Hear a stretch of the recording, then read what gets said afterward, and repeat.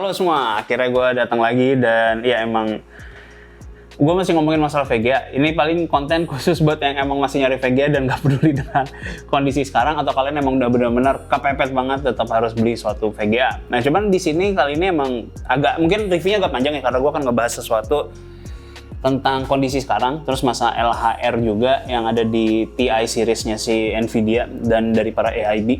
Jadi di sini gue ada 3070 Ti.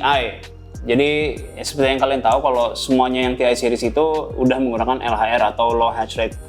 Nah, LHR itu sendiri sebenarnya mungkin akan bikin para miner itu agak mundur ya terhadap VGA seperti ini, dan mereka akan cari mendingan misalnya Founders atau yang bukan TI versionnya. Jadi fungsinya LHR ini adalah untuk menurunkan, harusnya sih sekitar 50% ya hash rate itu turun, terutama seperti untuk Ethereum. Cuman yang jadi masalah adalah ya mulai banyak untuk di-unlock juga. Jadi sekarang performanya udah sampai 68-70% untuk mining Ethereum juga. Jadi masih ada kemungkinan kalian agak kesulitan juga mencari. Cuman tadi gue udah cek juga. Gue nggak tahu ini videonya akan dipublish kapan. Tapi harganya ini sekarang di 22 juta. Jadi tentunya kalau dibandingin dengan yang lain ya price performance-nya kita udah nggak tahu. Karena bahkan kalau ntar video ini keluar, harganya juga bisa malah naik lagi. Bukan 22 seperti yang gue sekarang. Jadi kayak untuk masalah harga mendingan nggak usah dibahas. Tapi gue ngomongin di sini adalah performa si 3070 Ti ini. Seperti yang kalian lihat juga, ini suhunya benar-benar dingin banget. Gue cuma 70 maksimal suhunya untuk gue coba mainin ini, dan gue juga udah menggunakan turbo. Dan ini sebenarnya untuk yang versi advanced ini warnanya juga ada yang lain, ada yang putih juga. Cuman bukan versi yang sama seperti ini, tapi warnanya putih kalau kalian lebih suka dengan tema putih. Nah untuk OC-nya juga ada di sini, ini gampang banget, cuma tinggal klik doang kalau kalian nggak ngerti pakai misalnya Afterburner dan segala macem. Nah jadi untuk cooling performance sudah benar-benar bagus banget, cuman emang masalah size kalian harus ukur dengan casingnya kalian. Dan overall sih semuanya benar-benar menarik banget, cuman yang jadi pertanyaan adalah sebenarnya worth it nggak sih kalau kita itu naik ke 3070 Ti? Apa kita mendingan beli di 3070? Karena ya kenyataannya dengan 3070 hash rate itu kurang lebih jadinya sama dengan dia kondisinya itu 68% sampai 70%. Dan kalau kalian memang misalnya mau mendapatkan uang tambahan sekitar 100.000 sampai 150.000 per bulan, gue rasa kalian bisa mining ya sebenarnya.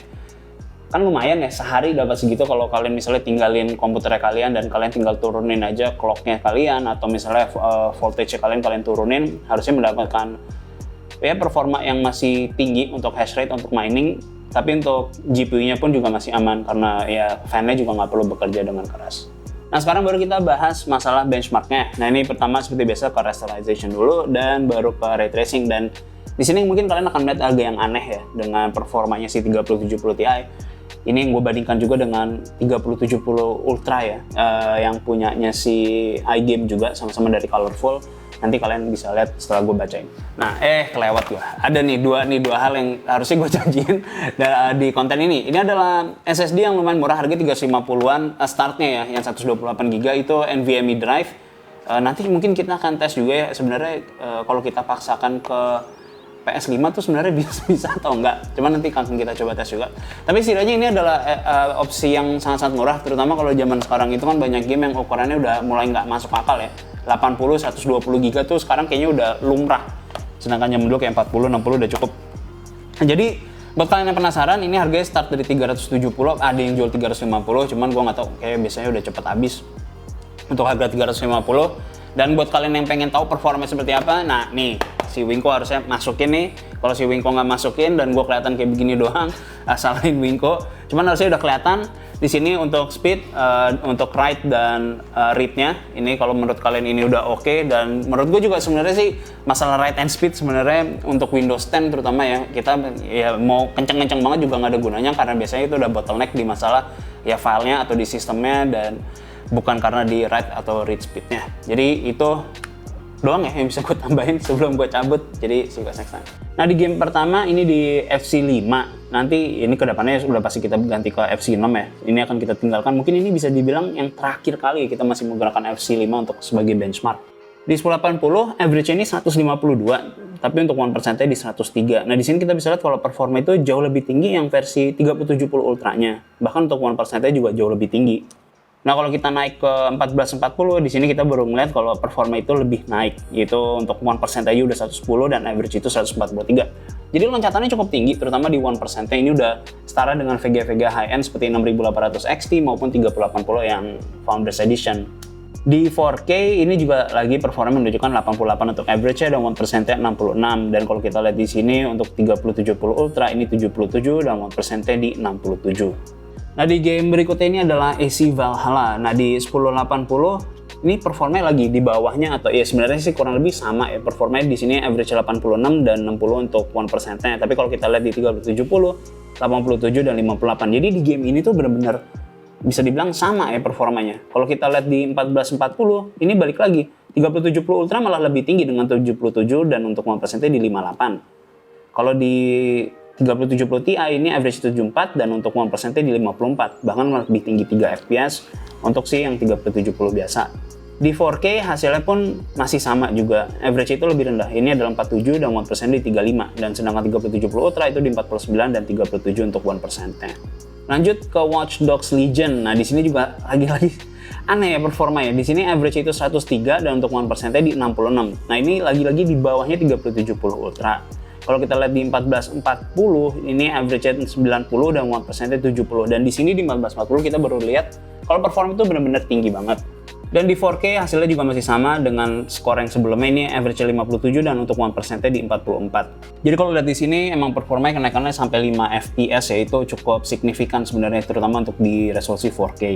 Nah di Shadow of the Tomb Raider ini kurang lebih emang sama semua ya, karena ini sebenarnya bottleneck-nya ada di CPU-nya bukan di GPU-nya. Kalian bisa lihat kalau ya semua VGA high-end itu udah mulai sama performanya di 1080.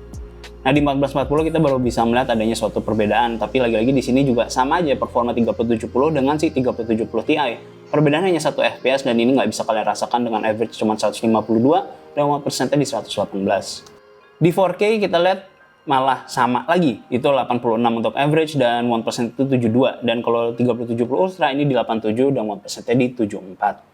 Nah lanjut ke game yang paling berat, di sini ada Metro Exodus di 1080, ini average-nya 109 dan 1%-nya di 50. Nah kalau kita bandingkan dengan 3070 yang ultranya versionnya ini, perbedaannya cukup jauh. Walaupun untuk 1% itu sama, tapi average-nya itu jauh lebih tinggi si 3070 Ti. Nah di 1440 average-nya juga tinggi, ini adalah 87 dan 1%-nya di 44, lagi-lagi udah meninggalkan si 3070 Ultra. Dan kalau di 4K hasilnya juga masih sama, masih meninggalkan, itu adalah average 56 dan 1%-nya di 35. Nah sekarang baru kita ke game yang paling terakhir, ini menggunakan Vulkan API, ini untuk average-nya 134 dan untuk 1%-nya 95. Nah ini sebenarnya masih dikit banget ya perbedaannya ya. Nah kalau kita lihat misalnya di 1440 hasilnya kembali mulai meninggalkan dengan average 110 dan untuk 1%-nya 82. Nah di 4K untuk average 66 dan 1%-nya di 54, sedangkan untuk 3070 ini ada di 62 dan average-nya 62 dan 1%-nya di 51. Tapi tenang aja, untuk LHR ini nggak ada dampak apa-apa ke masalah gaming performance, tapi dampak itu cuma murni ke mining performance kalian. Jadi kalau kalian mining, ya akan kehambat karena LHR-nya. Nah jadi itu untuk performa di rasterization-nya. Jadi menurut gue sih memang ini tuh rada aneh ya performanya, karena kayak gue rasa kita bisa meninggalkan rasa atau performa yang kita harapkan kenaikannya dari TI seriesnya Nvidia yang dari sebelum-sebelumnya. Karena di sini kita bisa lihat kalau sebenarnya nggak terlalu beda jauh ya. Untuk versi 3070 Ti-nya seperti yang kalian lihat maksimal itu sekitar 8 fps atau sekitar 5-8% perbedaan dari 3070 Ultra yang kita udah tes. Tentunya ya kita juga harus memikirkan kalau ini tujuannya adalah untuk supaya orang nggak mining juga. Cuman ya balik lagi gue kurang setuju ya, karena kenapa mereka harus lower hash rate-nya juga, karena nanti mayoritas orang juga akan menggunakannya juga dan akan dijual juga oleh para, ya mungkin karena tujuannya mereka untuk ngejual lagi ya Nvidia ya.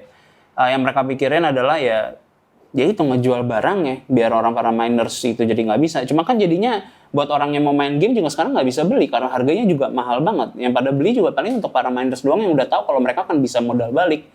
Jadi buat kita sebagai para gamer murni itu rada aneh menurut gua kalau dibatasin seperti ini, biarin aja loss. Jadi biar orang-orang yang beli pun bisa beli dan mereka bisa punya di rumah, mereka bisa mining sendiri. Menurut gue itu lebih adil. Nah sekarang baru kita ngomongin ke ray tracing-nya yang tentunya ini benar-benar kencang banget untuk performa ray tracing-nya. Nah performa untuk ray tracing hasilnya untuk di Port Royal ini emang benar-benar tinggi banget ya. Ini 8904. Ini udah sama dengan 6800 XT. Cuman ini adalah hal yang wajar mengingat ya punyanya AMD adalah generasi pertama. Dan kita bisa lihat kalau ini 3070 Ti udah sama dengan performa salah satu high-end tertingginya punyanya si AMD. Nah kalau kita lihat di Watch Dogs Legion, ini performanya juga aneh sebenarnya. Ini malah performanya itu di bawahnya 3060 Ti dengan average 47 dan watt persennya di 36. Ini kemungkinan besar sih karena ada update terbaru dari Watch Dogs Legion yang mungkin membuat ray tracing itu performanya lebih berat dibandingkan yang sebelumnya. Nah untuk di Metro Exodus ini juga performanya paling tinggi. Ini sesuai banget dengan performa yang seperti kita lihat di Port Royal ini dengan average 71 dan watt persennya 38. Ini meninggalkan jauh banget performa 3070 Ultra yang menggunakan ray tracing di 46 average-nya dan untuk watt persennya itu 36. Oh terakhir juga ada iGame Center. Jadi di iGame Center ini sekarang semua itu udah jadi satu. Jadi di sini tuh ada iGame Zone dan ada iGame Dynamic Light yang jadi satu aplikasi. Jadi di sini kan bisa ngawasin statistik GPU-nya kalian, mulai dari usage, ada clock dan temperature kalian. Kalau kalian mau fine tuning GPU kalian juga bisa untuk overclock GPU-nya kalian di sini. Nah untuk urusan kosmetik kalian juga bisa atur RGB lighting kalian melalui aplikasi ini.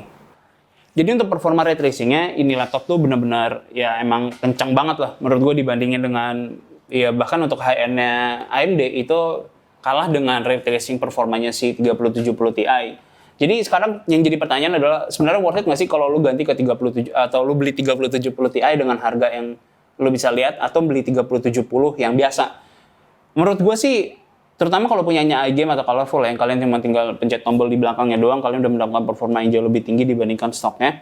Gue rasa sih lebih worth it 3070 ya. Terutama dengan setidaknya dengan harga yang sekarang gue lihat di Tokopedia karena udah nggak sejauh zaman dulu gitu loh. Kalau kita ngeliat kayak misalnya dengan TI versionnya punyanya Nvidia yang kita harapkan performa uplift-nya. Nah sekarang tuh enggak. Sekarang kesannya TI ini adalah performance downgrade untuk LHR-nya biar orang itu nggak pakai Vega ini untuk mining.